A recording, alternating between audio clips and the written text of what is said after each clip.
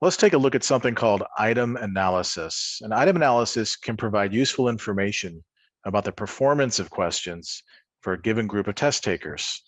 Traditionally, this involves the application of some analyses prior to calculating the final test scores and giving grades. And we try to look at things like the analysis of item difficulty and discrimination, as well as analysis of the options and comparative analysis of the test taker groups. When we're looking at item difficulty, we first look at two different things related to the population being tested.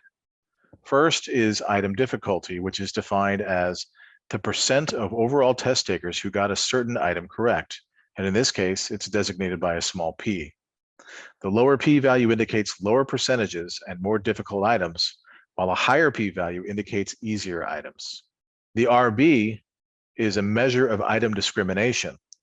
Now, a good item is one that discriminates between test takers who know the material and those that do not. In practical terms, the index of discrimination can be computed as the correlation of test taker performance on the item with performance on the test as a whole. So the higher positive number, the more discriminating the item is. The third aspect of item analysis is looking at the option set. And here you see boxes A through E that correspond with the option set in the item. Now, in each of these, there's a row for high performers, meaning the upper quartile or quintile of performers on the total test, versus low performers, those that performed in the lower quartile or quintile on the total test.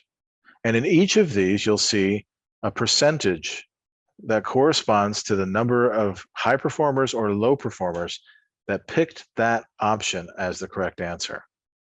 And this is helpful for us as test developers to know if an item is irrelevantly difficult because the high performers are going for something that isn't the key correct answer, or if it's too easy or easily clued in that both the high and low performers are overwhelmingly going for the right answer.